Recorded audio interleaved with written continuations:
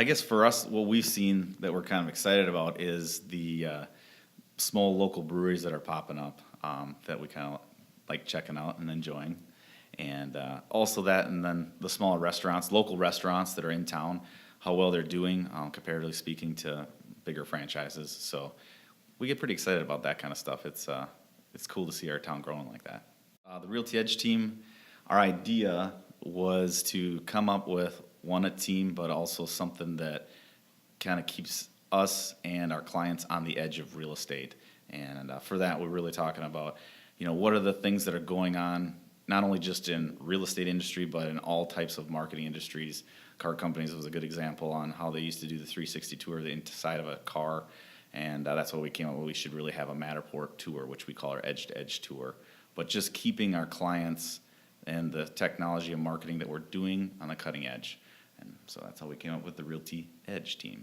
Professional development-wise, like Kyle and I think that's what we get along so well is we're always looking to grow and make sure that we're challenging ourselves and coming up with new ways. And that was a big cultural thing in the Army was to, read leadership books because when you go to combat, it's like you're there and there's nobody there to tell you how to do it because everybody's there at that role at the first time. The rest of the stuff was like when we got started too, we were coming up with new information. Like when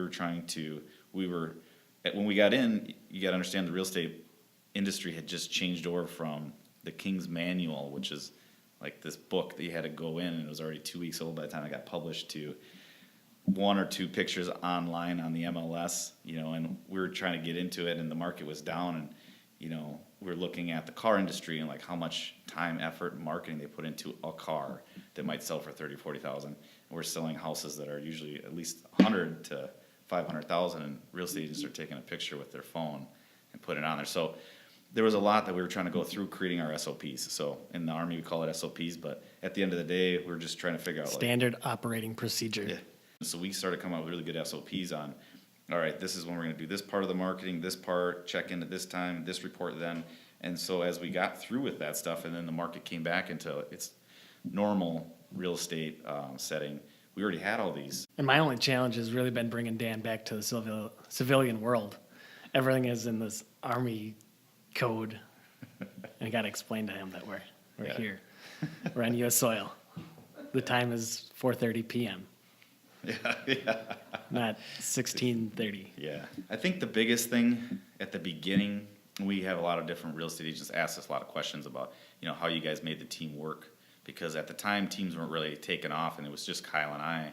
And then we got an admin, and we kind of started moving along, and teams were taking off at the time. But a lot would get together and break apart, and trust really comes down to it. I mean, when they'd ask us these questions, like, how do you guys do it? It's like, well, it's trust. It's like, you really have to, the real estate game is pretty cutthroat. We're all trying to get as many clients as we can, and there's only so many out there.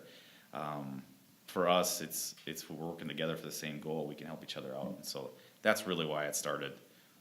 Then it became, once the team started to grow, commitment to each other, but then we had more people, so we have that make that commitment to them. So, we have to sell so many houses so that we get paid. Plus, we have to sell houses so we can keep our admin staff employed, and then we have to help other agents do the same thing.